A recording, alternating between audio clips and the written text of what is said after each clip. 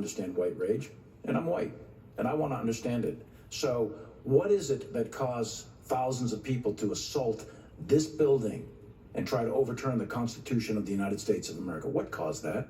I want to find that out. I want to maintain an open mind here, and I do want to analyze it. It's important that we understand that, because our soldiers, sailors, airmen, Marines, and Guardians, they come from the American people. So it is important that the leaders, now and in the future, do understand it. I've read Mao Zedong. I've read Karl Marx. I've read Lenin. That doesn't make me a communist. So what is wrong with understanding, having some situational understanding about the country for which we are here to defend? Everyone is back with us. I remember when that happened right before I came on the air. It was an extraordinary moment, but unsurprisingly, The Atlantic goes even deeper. Tim Hafey, let me read this to you. Quote, when I asked Milley recently about this episode, his answer was predictably lengthier, more caustic, and substantially more fervent. Quote, there's a lot of discourse around whether it's a tough army or a woke army, he said, referring to the commentary on right-wing news channels. Here's my answer. First of all, it's all bull bleep, Bill Barr's favorite word. Second, these accusations are coming from people who don't know what they're talking about. They're doing it for political purposes. Our military wasn't woke 24 months ago, and now it's woke. He continued, you want woke? I'll give you woke. Here's what your military is doing. There are 5,000 sorties a day, including combat patrols protecting the USA and our interests around the world. At least 60 to 100 Navy warships are patrolling the 7 seas, keeping the world free for ocean transport. We have 250,000 troops overseas in 140 countries, defending the rules-based international order. We've got kids training constantly. This military is trained, well-equipped, well-led, and focused on readiness. Our readiness statuses are at the highest levels they've been in 20 years. So this idea of a woke military is total, utter, made-up bull bleep. Tim Hafey? Yeah, I think what he's frustrated about, Nicole, is the president's persistent attempt to dive into the day-to-day work of the uniformed military in the Department of Defense. And that was a theme, right? The president wanted to deploy troops on the streets in the summer of 2020. He wanted protesters to be shot in the leg. There's this notion that I think Milley really resists, that the military is there to do the president's own bidding, that they're sort of extensions of him. Really interesting parallel to the way you looked at the Justice Department. You used Bill Barr's term there. Bill Barr had similar frustrations because the president thought the Justice Department was there essentially as his lawyers to pursue crazy ideas that he had that didn't have the basis in fact in law. So with General Milley, with Bill Barr, he was faced with people that appreciated the historic independence and the mission, the historic mission of those venerable agencies. The president never got that, and still, I don't think, gets that. That frustrated General Milley, frustrated Attorney General Barr, and it became a theme of our investigation. The lack of respect for traditional institutions, that plays out in lots of different ways leading up to January 6th that informs his reaction in the days surrounding the election. I mean, Tim, I think what your investigation bears out is it's not the institutions that protected the country from Trump. It's a very, very, most depressingly small group of individuals inside the institutions that protect the country from Donald Trump. And at DOJ, I mean, Bill Barr leaves, so he's a fantastic witness, and he's now a good pundit on the strength of the government's case against Trump. But he didn't stay till January 6th, so you've got Donahue and Rosen, right? What's to stop Trump from putting Jeff Clark there? And I think the Pentagon is even scarier, right? I mean, at the Pentagon, you had Milley. I mean, Mike Flynn, pretty pardoned and waiting to be tapped. I mean, what did you see that could make us feel that in the hands of people like this, we'd be as safe as we were with the people that were there on January 6, 2020? Yeah, it's an excellent question, and it's the right question, because you're 100% correct. These institutions come down to people with whom we trust these traditions, with whom we place the independence of the Justice Department, the independence of the military. And thankfully, there were people that in a crisis moment protected those institutions. What is to say now that in another Trump term there would not be a sort of a different standard that puts those people in those positions of defending democracy. You know, people ask me all the time, Nicole, what was the most surprising thing that you learned over the course of the January 6th investigation?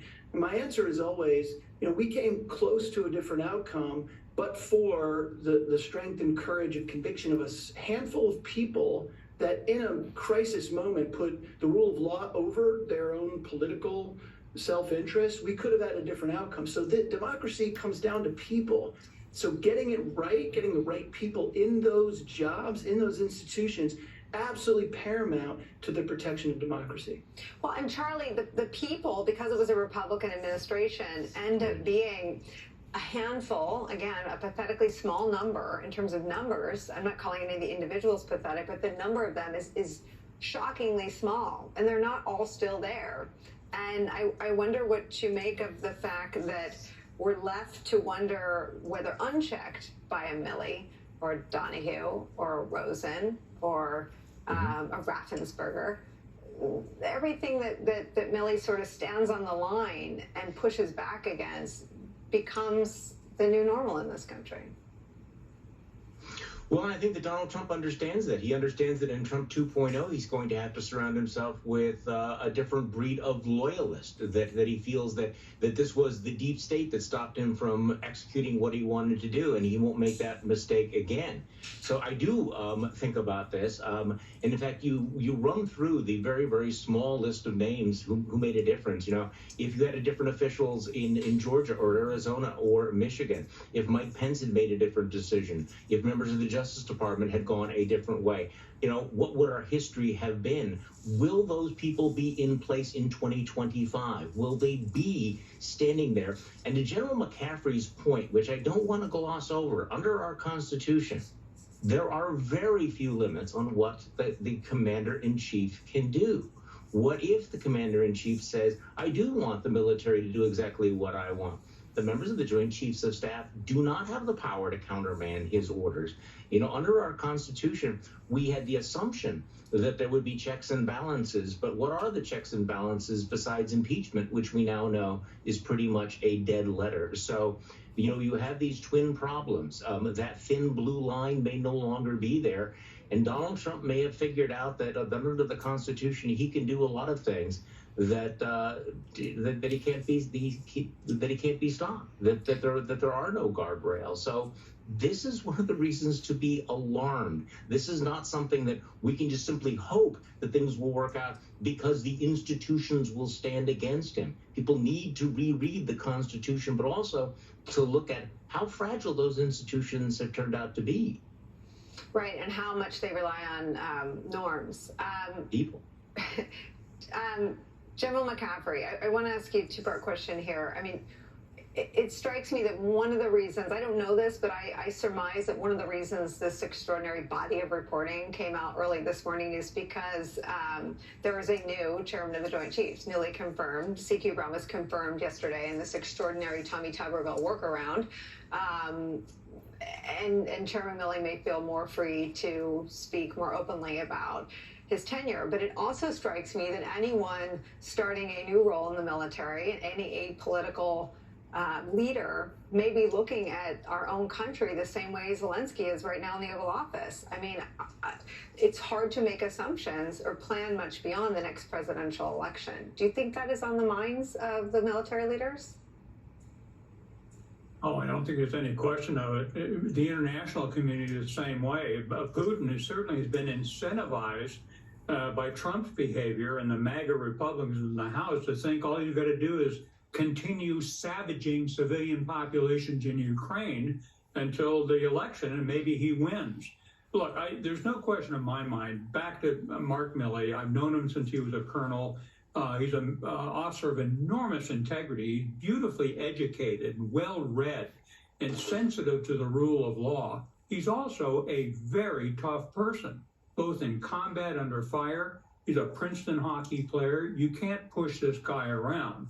So he was uniquely qualified to play this role. But I think the caution we just heard that the next time around, if you decapitate the institutions, the FBI, the Marshal Service, the CIA, Homeland Security, and put loyalists without a sense of respect for the law in there, we could be in trouble. There's always an assumption historically, come on, that couldn't happen here. The 1930s, Germany, a civilized nation descending into autocracy, we better worry about it. And Trump is a leading contender, and this is not a political statement. He's entirely unqualified to be the commander-in-chief. He's a danger to the republic, and that's where we stand.